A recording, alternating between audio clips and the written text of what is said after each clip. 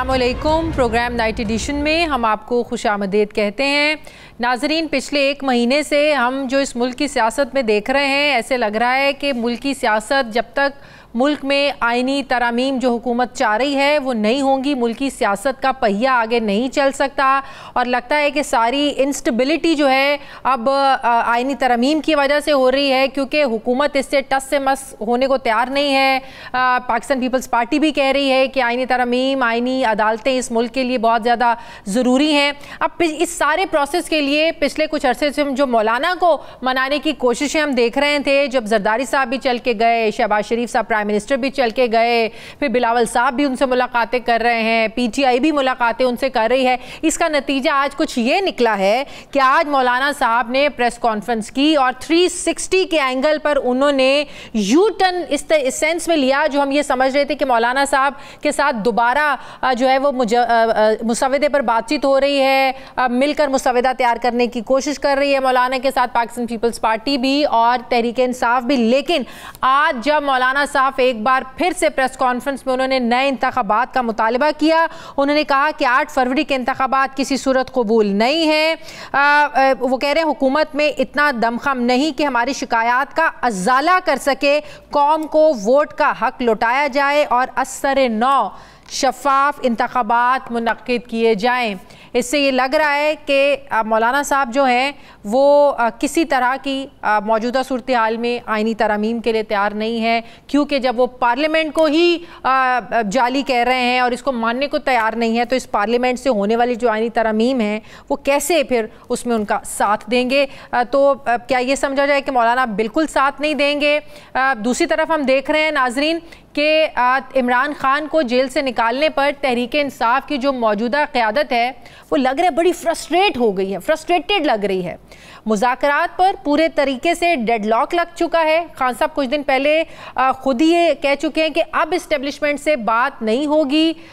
तो क्या पूरी तरह से मुफाहमत का रास्ता छोड़कर पीटीआई मज़ामत पर चल निकली है? हुकूमत इजाज़त से ही सही, लेकिन तहरीक इंसाफ ने 2 जलसे किए, लेकिन कल जलसे की कॉल को एहतजाज में बदला गया। नाजरीन, तहरीक इंसाफ पर जो सबसे बड़ा इल्ज़ाम आज भी है वो ये है कि रियासत के ख़िलाफ़ बयानियाँ लेकर ये नफ़रत फैला रहे हैं। 9 मई अभी टला नहीं, ऐसे में एक बार फिर मज़ामत का रास्ता कितना दुरुस्त होगा? कल एहतजाज में जो एहतजाज की तरफ जब आ रहे थे रास्ते में और जब बुरहान इंटरचेंज पर पहुँचे KPK के गंडापुर साहब, उन्होंने कहा 1 गोली का हिसाब हम 10 गोलियां जो है ना वो चला कर देंगे। तो ये आप क्या मैसेज दे रहे हैं? आप इस मुल्क के साथ क्या करना चाहते हैं? कल के एहतजाज के लिए पिंडी लियाकत बाग को चुना गया, चूँकि हुकूमती इजाज़त तो नहीं थी। हुकूमत ने ना सिर्फ इनका रास्ता रोकने के लिए आंसू गैस का इस्तेमाल किया, बल्कि मुजाहिरीन के ख़िलाफ़ दहशतगर्दी के मुकदमात भी दर्ज किए। बीच रास्ते से वापस जाने वाले वज़ीर आला KP के गंडापुर पर बहुत से सवालात उठाए गए। कारकुन नाराज़ हुए कि हम क्या गोलियाँ खाने के लिए रह गए, हम आंसू गैस के शेल जो है वो खाने के लिए रह गए हैं, खुद आप गाड़ी से उतरते नहीं हैं और हमें जो है वो आप डंडे खाने के लिए छोड़ जाते हैं। और जब आप लोगों ने एहतजाज को, जलसों को कैंसिल ही करना होता है तो आप अनाउंस क्यों करते हैं? आप लोगों को इकट्ठा क्यों करते हैं? इससे पहले भी हमने देखा था कि 2 जलसों पर अली अमीन गंडापुर बर वक्त पहुंचे नहीं थे। दमादम मस्त कलंदर का नारा लगाकर एहतजाज पर कल वो निकले और जब बुरहान इंटरचेंज पर पहुंचे वहीं से उन्होंने वापसी का ऐलान कर दिया। PTI के कारकुन जज्बाती हो गए, उनकी गाड़ी के सामने आ गए, मुतालबा किया कि एहतजाज ख़त्म करने की बजाय हमें रुकावटें हटाते हुए आगे जाना चाहिए। अब वज़ीर आला के स्कॉट और कारकुनों के दरमियान कल हम सब ने देखा गर्मा गर्मी भी हुई। कारकुनों ने जब वहीं पर धरना दिया तो फिर आज़म खान सवाती ने आकर कारकुनों को राज़ी किया कि जेल से खान साहब ने कहा है कि एहतजाज ख़त्म कर दें। अब अल्लाह जाने कि उस वक्त किसका रब्ता हुआ खान साहब से कि उसी वक्त खान साहब से रब्ता भी हो गया, खान साहब ने एहतजाज ख़त्म करने का भी कह दिया। तो ये क्या स्ट्रेटजी है तहरीक इंसाफ की कि इस तरह के एहतजाज और जलसों से क्या इमरान खान जो है वो बाहर आ सकते हैं? दूसरी तरफ हम सब जानते हैं कि जब तक मुल्क में पॉलिटिकल इंस्टेबिलिटी रहेगी, अदम इस्तेहकाम रहेगा, ज़ाहिर है मैशत आगे नहीं बढ़ सकती। लेकिन इसके बावजूद हम देख रहे हैं कि IMF जो है वो पाकिस्तान के साथ उसका रवैया दुरुस्त हो रहा है। वो इस सेंस में कि $7 अरब का जो कर्ज़ है उसकी मंजूरी हो गई है, जिसको बड़ा अच्छा शगुन समझा जा रहा है। मैं बात करूँगी, मुझे ज्वाइन कर रहे हैं साबिक वफाकी वज़ीर असद उमर साहब, सीनियर सियासतदान हैं, अस्सलामुअलैकुम। बहुत बहुत शुक्रिया असद उमर साहब आपका। असद उमर साहब, अभी भी आपका नाम लेते हैं तो यकीन करें वो साथ में अभी लगाने लगी थी कि तहरीक इंसाफ के रहनुमा, वो आदत इतनी हो गई है ना तो एकदम अपने आप को ब्रेक लगानी पड़ती है कि नहीं नहीं नहीं नहीं नहीं, आप तो सियासत छोड़ चुके हैं। बहुत शुक्रिया, आपने हमें वक्त दिया।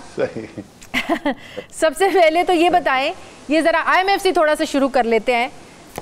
ये पहला मुझे मुल्क लगता है या पहली कौम हम लगते हैं और सियासतदान लगते हैं कि जब कर्ज़ मिलता है तो खुश होते हैं। कर्ज़ में तो इंसान को बड़ी टेंशन होती है कि हमने लौटाना कैसे है, हमने वापस कैसे करना है। लेकिन बहसियत कौम पता नहीं हमें क्या हो गया है कि हमें IMF कर्ज़ देने पे राज़ी होता है तो यहाँ मिठाइयाँ भी हम बांटना शुरू हो जाते हैं और जश्न मनाते हैं कि पता नहीं कितनी तरक्की कर ली है हमने। तो ये जो माइंडसेट है ये कब ख़त्म होगा कि IMF से कर्ज़ मिल गया और हम बड़े खुश हो गए? What is this? जब वो कहते हैं ना इंसान की ज़िंदगी मुश्किल में आई हुई हो तो वो छोटी छोटी खुशियों पे गुजारा करता है, तो हम जो है छोटी छोटी खुशियों पे गुजारा करते हैं और कर्जा मिल जाए तो उसके ऊपर खुश हो जाते हैं। देखें, बड़ा सादा सा जवाब है कि कब हमारा ये माइंडसेट चेंज होगा, कब ये IMF के पास हम जाना बंद करेंगे। जब तक आप अपने गवर्नेंस का निज़ाम, आपके तर्ज हुकूमत किस तरीके से पाकिस्तान चलाया जाएगा, किस दस्तावेज़ के बुनियाद पर चलेगा, कौन फैसले करेगा, जब तक ये बुनियादी सवाल जो हैं वो हतमी तौर पर हल नहीं हो जाते, आप मुझसे लिखवा के ले लीजिए, जितनी मर्जी मईशत की आप पॉलिसियाँ बना लें, जितनी मर्जी आप टीम चेंज करके देख लें, आप कोई मुस्तकिल बुनियाद के ऊपर बेहतरी नहीं देख सकते। सो पाकिस्तान की मईशत के मसाइल जो हैं वो पाकिस्तान की सियासत के साथ जुड़े हुए हैं और यही सूरत हाल है दहाइयों से, और आज भी वही सूरत हाल चल रही है। हमें क्यों लगता है कि हमारे मईशत के मामलात सिर्फ IMF के साथ जुड़े हुए हैं? हम क्यों इस चीज़ को अब सोचते हैं कि IMF है तो हमारी मईशत ने चल उसमें देखिए वो वाकई में ऐसी सूरत हाल है। देखिए इस वक्त आपके कोई 130 अरब डॉलर से ज़्यादा बैरूनी कर्जे मौजूद हैं। आपकी सालाना जो आमदनी होती है बाहर से, जो आपके पास पैसा आता है मुख्तलिफ ज़राए से, और जो पैसा मुल्क से बाहर जाता है आपको मुल्क चलाने के लिए, उसमें फ़र्क होता है। अच्छा साल ऐसा होता है कि जिसमें पाकिस्तान का खसारा जो है वो 3-4 अरब डॉलर का होता है। बुरे साल ऐसे भी आए हैं कि जिस तरह 2017-18 मुस्लिम लीग नून के जो हुकूमत का आखिरी साल था उसमें 19 अरब डॉलर से ज़्यादा खसारा हो गया था। तो पहले से 130 अरब डॉलर का खर्चा है, आगे आपका खसारे पे खसारा होता चला जा रहा है। आपकी जो क्रेडिट रेटिंग है, यानी आपकी एक वक़्त बहैसियत एक कर्जा लेने के, वो इतनी ख़राब हो चुकी है कि कोई प्राइवेट मार्केट में आपको पैसा देने को तैयार नहीं है। अगर कोई देता है तो जिस तरीके से अभी हुआ, एक निजी बैंक ने $600 मिलियन पाकिस्तान को दिए 11% के कर्जे के ऊपर। IMF से अभी आपको 5% के ऊपर कर्जा मिल रहा है। तो फिलहाल जब तक आप अपने मामला ठीक नहीं करेंगे तो IMF पे तो दारोमदार रहेगा। तो इस वक्त ये कोई ऑप्शन नहीं थी हुकूमत के पास कि वो IMF के पास जाएं या ना जाएं। IMF के पास तो उनको जाना था और वो चले गए। लेकिन IMF को भी लग रहा है कि पाकिस्तान की जो मईशत है वो स्टेबल हो रही है, हमारी हुकूमत को भी लग रहा है। लेकिन हमें भी ये पता है कि मुस्बत मईशत के कुछ इंडिकेटर्स होते हैं, जैसे कंस्ट्रक्शन इंडस्ट्री को आप देख लें, आपको पता है कि मुल्क में कितनी कंस्ट्रक्शन हो रही है, उसको भी देख लें। आपके सीमेंट के हमारी जो सेल है वो 17 से 18% पिछले 1.5 से 2 सालों में कम हुई है। इसके अलावा और बहुत से मामलात हैं। तो हम ये कैसे, IMF भी जांच रहा है, जांच पड़ताल कर रहे हैं, IMF के पास कौन से पैरामीटर्स हैं जो कह रहे हैं कि पाकिस्तान में मईशत जो है वो स्टेबल हो रही है? ना हमारी पॉलिटिकल स्टेबिलिटी हमें नज़र आ रही है, गरीब आदमी है, तो कैसे हम कह रहे हैं कि हमारी मईशत संभल रही है? अच्छा सवाल है जी। देखें, मईशत जो है वो आप पैमाना देखते हैं, बेहतरी हो रही है या ख़राबी हो रही है, किसी पिछले दौर से, किसी पिछले वक्त के साथ मुआवजा करके आप देखते हैं। तो आज से 1-1.5 साल पहले जहां पाकिस्तान की मईशत खड़ी थी वो पाकिस्तान की तारीख का बदतरीन माशी दौर था। कभी भी पाकिस्तान की तारीख में ये नहीं हुआ कि कोई बैरूनी कोई हादसा, कोई ज़लज़ले की शक्ल में, सैलाब की शक्ल के अंदर, या जिस तरीके से कोरोना फैल गया था तमाम दुनिया के अंदर, दुनिया की मईशतें सुकड़ गई थी, कोई जंग नहीं, कुछ भी नहीं, आम सिविलियन हालात के अंदर पाकिस्तान की मईशत पहली दफ़ा 75 साल के अंदर सुकड़ी। 2022-23 का जो हमारा साल गुजरा, इसी तरीके से अफरात-ए-ज़र पाकिस्तान की तारीख की सबसे ज़्यादा सतह के ऊपर पहुंचा। तो वो जो पाकिस्तान की तारीख का बदतरीन सूरत हाल थी, उससे 1 साल पहले से जो अब सूरत हाल है वो बेहतर है।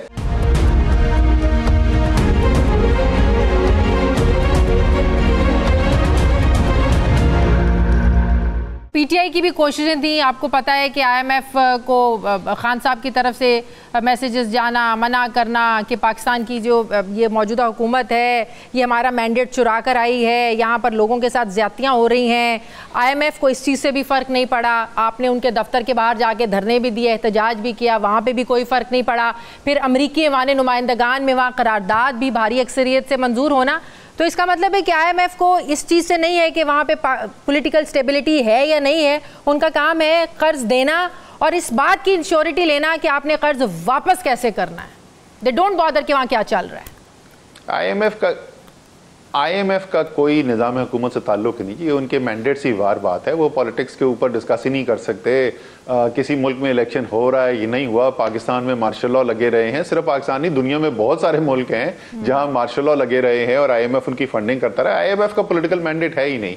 सो वो अगर एक्सपेक्टेशन थी कि क्योंकि डेमोक्रेसी जो है वो मेयार के ऊपर पूरी नहीं उतर रही है, आइन के मुताबिक फैसले नहीं हो रहे हैं, तो उसकी वजह से आईएमएफ कोई अपनी लैंडिंग के अंदर फ़र्क करेगा, तो मेरे ख्याल में वो एक एक्सपेक्टेशन जो थी, एक जो लोगों के जहन में था, वो शायद दुरुस्त था ही नहीं, पहले दिन से ही दुरुस्त नहीं था। सही। अच्छा, ये पीटीआई क्या अपने दुश्मन खुद बनी हुई है, अपने लोगों को खुद मुतनफ़र अपने आप से कर रही है?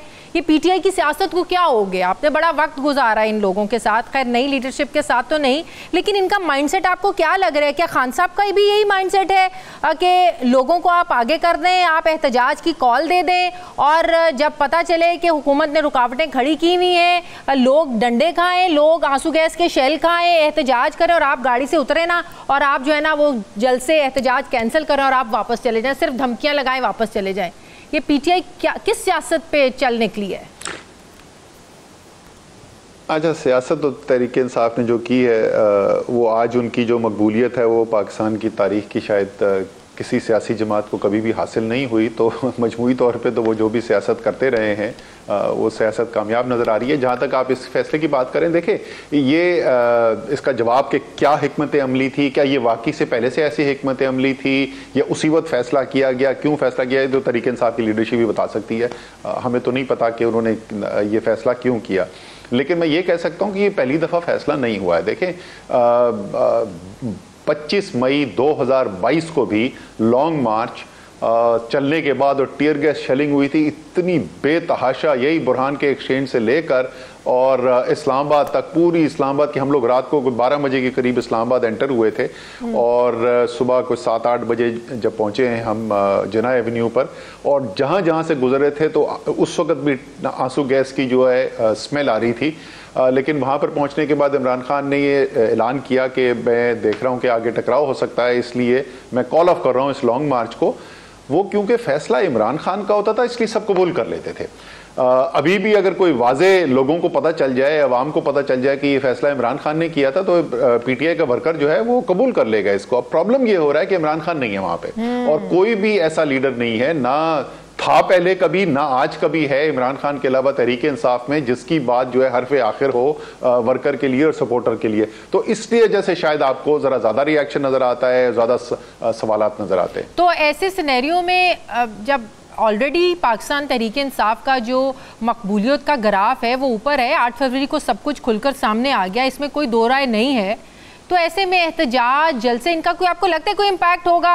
अगर तो ये सोच के कर रहे हैं कि खान साहब को हम जेल से बाहर निकाल देंगे, जो हर दूसरे दिन गंडापुर साहब धमकी लगाते हैं, तो मेरा नहीं ख्याल कि पाकिस्तान की सियासत में कभी ऐसे हुआ है एहतजाज, धरनों या जलसों से कोई किसी को आपने जेलों से बाहर निकाला हो। तो ऐसे आपको ज़रूरी लगता है अब जब हम उस फवाद चौधरी साहब से बात करते हैं, वो कहते हैं इन तहरीकों का, जलसों का या एहतजाज का वक्त था 9 फरवरी, जब आपको बाहर निकलना चाहिए था, आप निकले नहीं। अब निकलने का क्या फ़ायदा, क्या इम्पैक्ट छोड़ेंगे आप?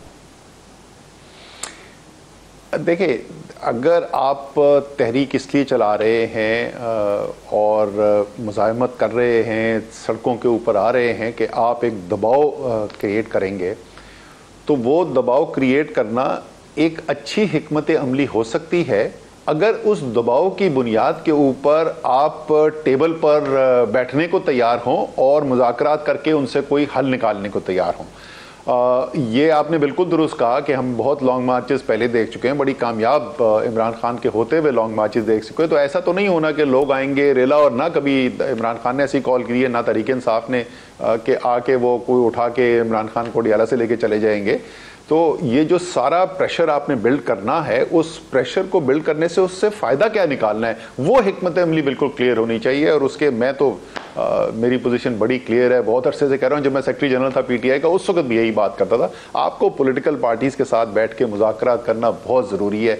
जब तक दूसरी पॉलिटिकल पार्टीज को ये खतरा है कि ये हमें इतना दुश्मन समझते हैं कि हमारे साथ बात भी करने को तैयार नहीं, तो फिर तो वो अंग्रेजी में जो कहते हैं ना, फाइट अंटिल डेथ है, या मैं नहीं रहूंगा या आप नहीं रहेंगे। तो वो हम देख रहे हैं पिछले 2.5 साल से वो जंग चल रही है, और लगता यही है कि अगर हमने जो तर्ज अमल नहीं चेंज किया तो वो आगे भी चलती रहेगी। तो आप कह रहे हैं पॉलिटिकल पार्टीज, लेकिन हम तहरीक इंसाफ का जो रवैया या जो उनका टिल्ट देखते हैं, इवन खान साहब बड़ी दफ़ा सहाफ़ियों से अडियाला में बात करते हुए कहते हैं, कभी कहते हैं कि एस्टेब्लिशमेंट से हम बात करना चाहते हैं, मुज़ाकरात के दरवाजे खुले हैं। अब चंद रोज़ पहले कहा कि अब मुज़ाकरात नहीं होंगे, इन्होंने हमें धोखा दिया है, इन्होंने पहले हमसे इस्लामाबाद का जलसा कैंसिल करवाया, हमने किया, बाद में इन्होंने हमारे लोगों को पकड़ा, ये किया वो किया।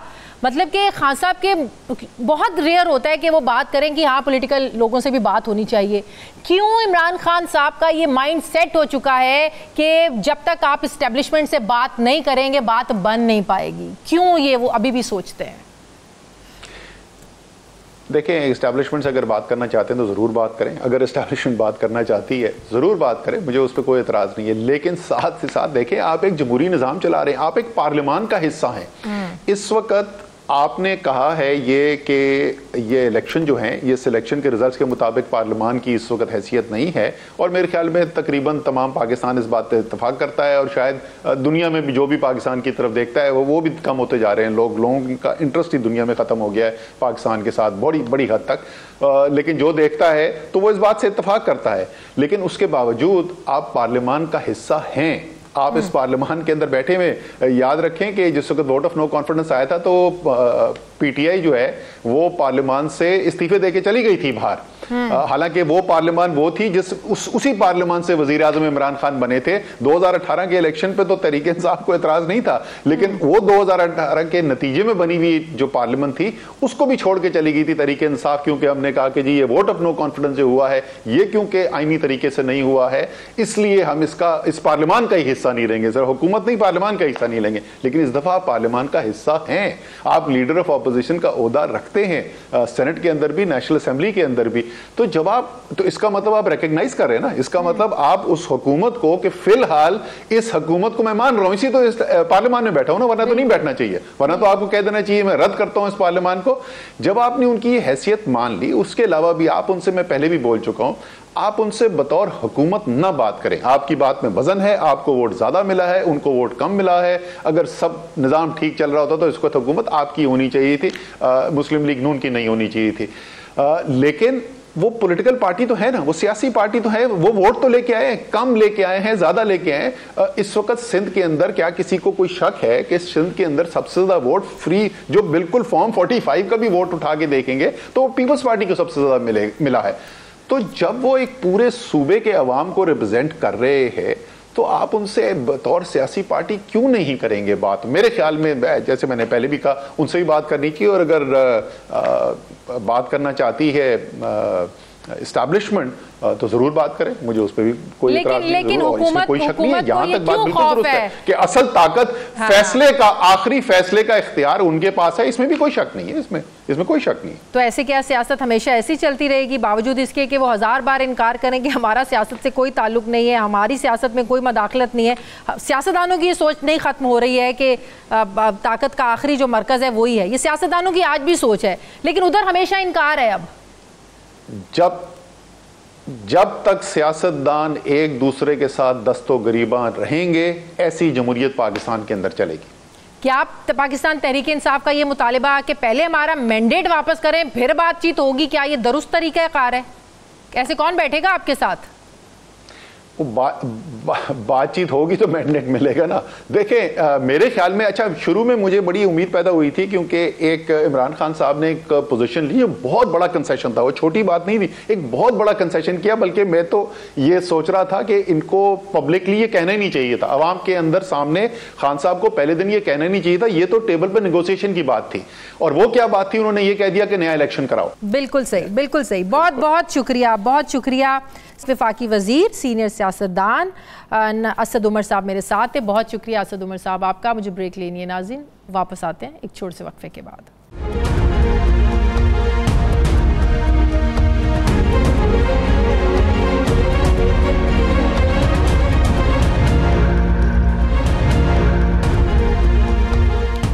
ब्रेक के बाद एक बार फिर से आपको खुशामदीद कहते हैं नाज़रीन।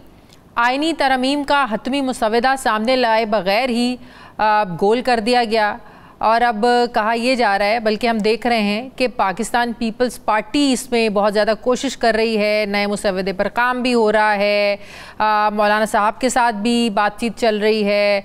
अब इसमें तब्दील क्या होना है ये सामने आना अभी बाकी है, लेकिन ये बात तो हतमी है कि पहले वाले मुसवदे पर बहुत सी चहमगोइयाँ तो ये थी कि पार्लियामेंटेरियंस को ये पता ही नहीं था कि होने क्या जा रहा है।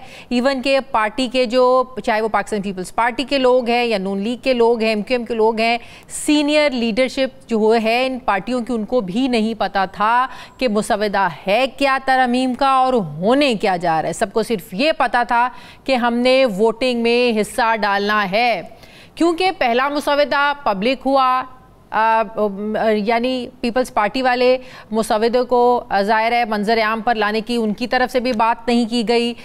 ये बड़ी अजीब सी बात है कि आइनी तरमीम की बाज़गश्त है और अवामी नुमाइंदे जो हैं वही छुपन छुपाई का खेल खेल रहे हैं। ये भी अजीब बात है कि बज़ाहिर जमहूरियत के मानने वाले जमहूरी दस्तूर में तब्दीली चाह तो रहे हैं और जमहूर को इग्नोर किया जा रहा है। ये भी अजीब बात है कि आइनी तरमीम लाने के टारगेट को लेकर इलेक्शन कमीशन अदालती फैसलों पर अमल दरामद की बजाय अदालत उज़्मा के फुल कोर्ट को वजाहत पर वजाहत मांग कर कानून पढ़ा रहा है। ये भी अजीब बात है कि स्पीकर इलेक्शन कमीशन को ख़त के ज़रिए ये डायरेक्शन देते हैं कि अदालती फ़ैसला नहीं माना जा सकता।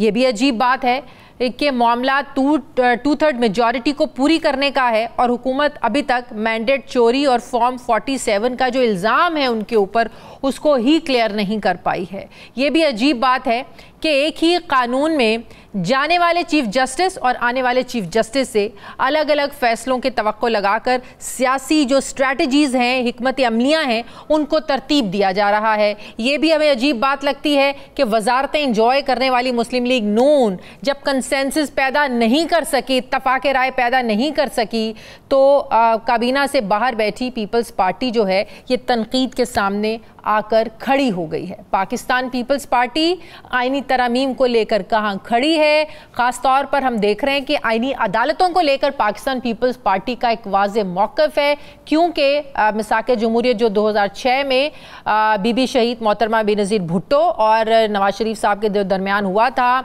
उसमें आइनी अदालतों का जिक्र है कि आइनी अदालतें हम बनाएंगे, आइनी अदालतें बनानी चाहिए। पीपल्स पार्टी इस मिसाक़ जमहूरियत का जब हवाला देती है तो सवाल ये फिर उठाए जाते हैं कि बाद में 18वीं तरमीम भी हुई, तब ये क्यों नहीं हुआ, 24वीं तरमीम भी हुई, और पीपल्स पार्टी को ये हम क्रेडिट देते हैं कि 73 का आइन पाकिस्तान पीपल्स पार्टी ने दिया, जुल्फ़िकार भुट्टो ने दिया, और ये हम क्रेडिट देते हैं कि जब जब तरमीम का मामला आया, चाहे वो 18वीं तरमीम को लेकर हो या 73 का आइन देने का मामला हो, पाकिस्तान पीपल्स पार्टी ने हमेशा एक कंसेंसस पैदा किया है। लेकिन इस बार चूंकि बोझ जो था वो मुस्लिम लीग नून के कंधों पर था, तो मुस्लिम लीग नून की ही नाकामी इसको कहा जा रहा है कि मुस्लिम लीग नून जो है वो नंबर्स पूरे नहीं कर सकी, मुस्लिम लीग नून कंसेंसस पैदा नहीं कर सकी। इसी पर मैं बात करूंगी। मुझे ज्वाइन कर रही हैं पाकिस्तान पीपल्स पार्टी की सीनियर रहनुमा है, पाकिस्तान पीपल्स पार्टी की नायब सदर हैं सेनेटर शेरी रहमान साहिबा। अस्सलाम वालेकुम, बहुत बहुत शुक्रिया शेरी रहमान साहिबा आपका।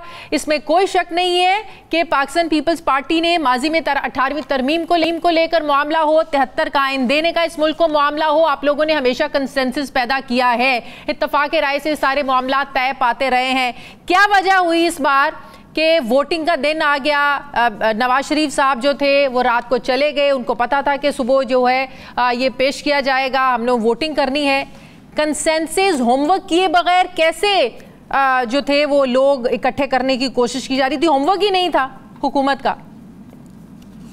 शुक्रिया शाजिया, आपने बहुत सारे सवाल उठाए हैं और तनकीद के निश्तर अपनी तरफ से बरसा दिए। मुझे ऑपोजिशन की कोई ज़रूरत नहीं है, लेकिन देखिए बिल्कुल आपका हक है, आप हर सवाल उठाएं और जैसे आपने कहा जमहूर को शेयर करना चाहिए। इसीलिए पीपल्स पार्टी और हमारे चेयरमैन बिलावल भुट्टो जरदारी की कोशिश है कि अपना मौक़िफ़ और पीपल्स पार्टी का इसमें जो इंटरेस्ट है, जो वाज़े है, वो क्या है और क्यों है। और मैं समझती हूँ ये बहुत अहम बात है कि लोगों को इसमें इन्वॉल्व करना चाहिए, बजाय इसके कि हम इजलास बुला लें और कहें कि अभी हमारे पास मुसव्वदा नहीं है। ये ऐसे तो होता नहीं है ना।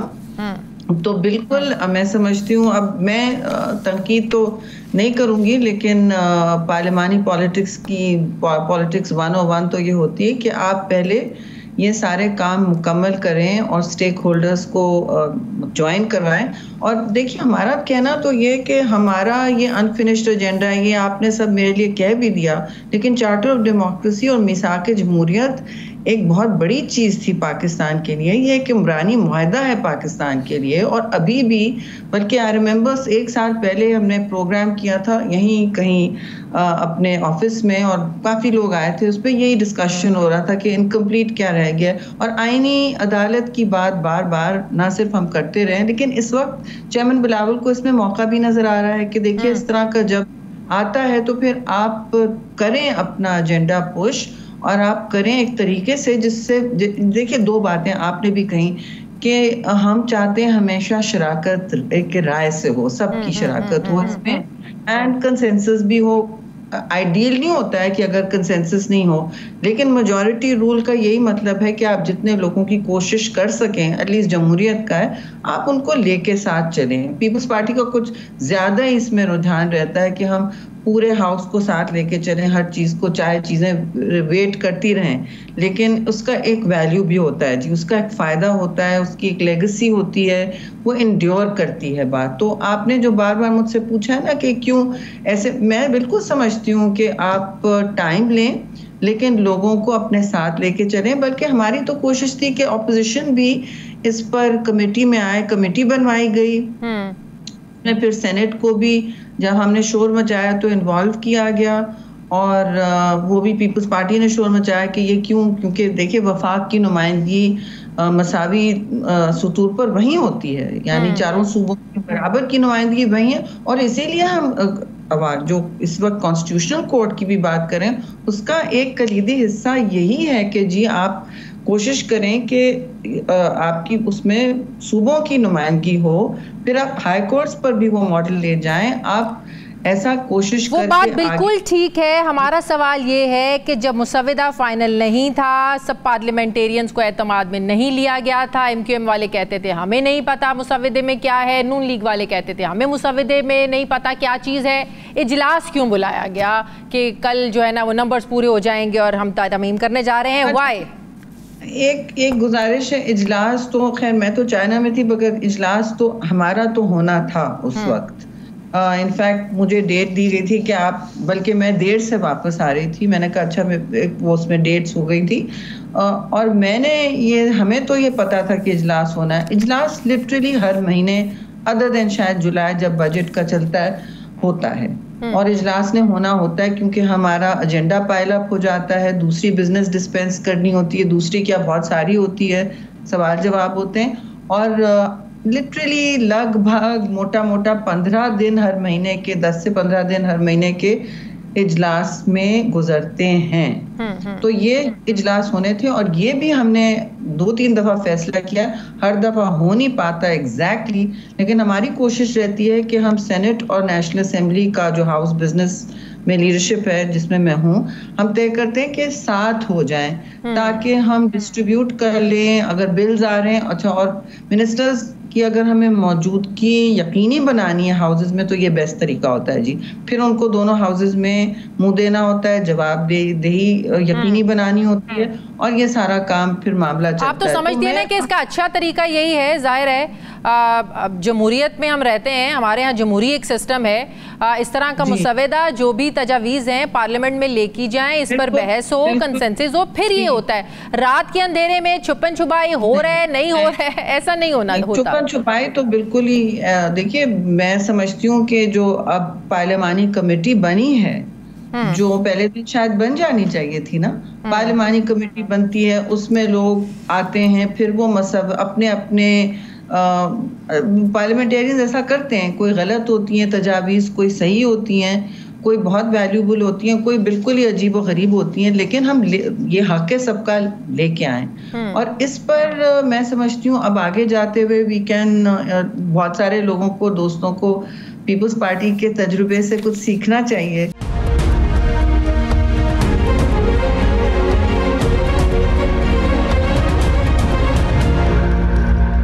अगर ये तरमीम मंजूर हो जाती है, इसका सारा जो स्ट्रक्चर होगा वो कहाँ होगा? वही सेम बिल्डिंग होगी, वहीं काम होगा? ये जाहिर है ये भी तो होमवर्क करना है ना।